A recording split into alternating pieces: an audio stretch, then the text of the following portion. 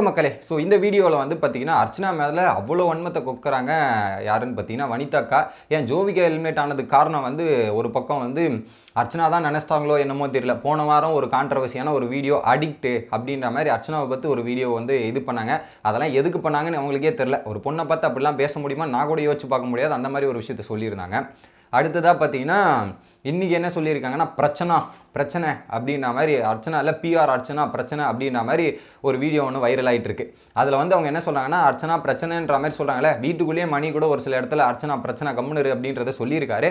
ஒரு சில சின்ன சின்ன விஷயங்கள் ஒரு சில இடத்துல வந்து அர்ச்சனா அதை சைலண்ட்டாக இருந்திருக்கலாம், அது பிரச்சனை ஆயிருக்கு. அது நான் கூட பல இடத்துல சொல்லியிருக்கேன்.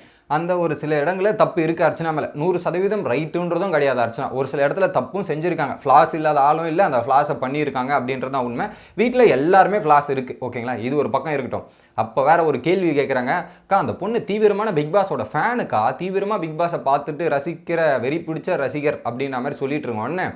உடனே இவங்க கேட்குறாங்க, ஆமாம்மா இருக்க தானே செய்யும், எல்லாத்தையும் பார்த்துட்டு நோட்ஸ் எழுதிட்டு என்னென்னலாம் பண்ணணும்னு எழுதிட்டு லேட்டாக உள்ளே போயிருக்காங்களே, எல்லாம் பிஆர்ன்றதை மொத்தத்தையும் செட்டப் பண்ணிட்டு உள்ளே போயிருக்காங்களே.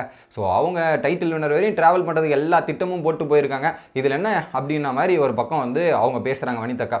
எனக்கு புரியல, பிக் பாஸ் வீட்டுக்குள்ளே போகிறவங்க எல்லாருமே ஹோம் ஒர்க் பண்ணாமையா போகிறாங்க, இல்லை திட்டம் போடாமல் நம்ம இப்படி போய் இருக்கணும் அப்படி இருக்கணுன்றது ஒருத்தரும் திட்டம் போடாமல் போகிறாங்களா? எனக்கு புரியல. எல்லாரும் ஒரு சில பிளான்ஸோடு தான் போவாங்க. வீட்டுக்குள்ளே போகிற எல்லா கண்டஸ்டன்ஸுமே நான் போயிட்டு இதை பண்ணணும் அது பண்ணணுன்றது எல்லாமே பிளான்ஸோடு தான் போயிருக்காங்க, பிளான்ஸோடு தான் இருந்திருப்பாங்க. ஹோம் ஒர்க் பண்ணாத போகிற ஆட்கள் ஒருத்தர் கூட கிடையாதுங்க. வேணா சொல்லிக்கலாம் அவங்க, நான் ஹோம் ஒர்க் பண்ணல எதுவுமே இல்லை, நான் அப்படியே வந்து நானாக இருக்கலன்னு சொல்லலாம். ஆனால் அவங்களுக்குள்ளேயும் ஒரு திட்டம் இருக்கும், அதை ஓப்பனாக சொல்ல மாட்டாங்க. ஃபார் எக்ஸாம்பிள் ஜோவிகா வீட்டுக்குள்ளே போனாங்களே, வனிதாக்கா எந்த ஒரு இன்ஃபர்மேஷனும் இப்படி பண்ணு அப்படி பண்ணுன்ற மாதிரி எந்த ஒரு திட்டமிடலும் எந்த ஒரு இன்ஃபர்மேஷனுமே ஜோவிகா கிட்ட சொல்லி கொடுத்து வீட்டுக்குள்ளே அமைச்சிருக்க மாட்டாங்களா?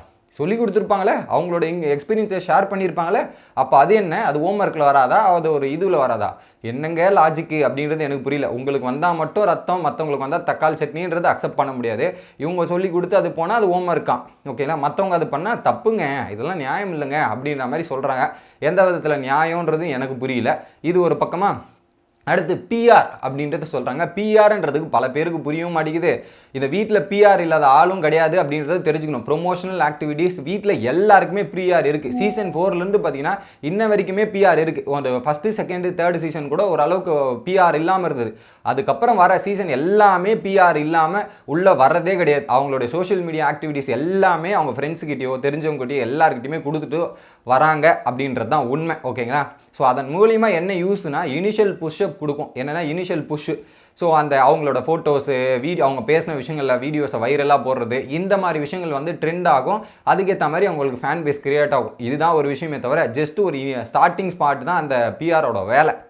இதன் மூலிமா வந்து அவங்க வீட்டுக்குள்ளே எப்படி கேம் விளையாடுறாங்க, எந்த அளவுக்கு வந்து அவங்க பொட்டென்ஷியல் கொடுக்குறாங்க, அதை பேஸ் பண்ணி தான் ஃபேன்ஸ் உருவாகிறதும் ஆர்மி உருவாகிறதும் அவங்களுக்கான ஆதரவு கிடைக்கிறதும் அப்படின்றது தான். ஓகே, எல்லாரும் பிஆர் வச்சுட்டு வந்து டைட்டில் அடிச்சுட்டு போகலான்னு வச்சுங்களேன்.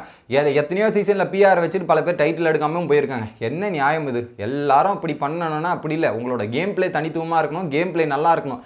அப்போ தான் நீங்கள் அந்த டைட்டிலுக்கான ரேஸுக்கும் போக முடியும், நீங்களும் இதுவாக போக முடியும்.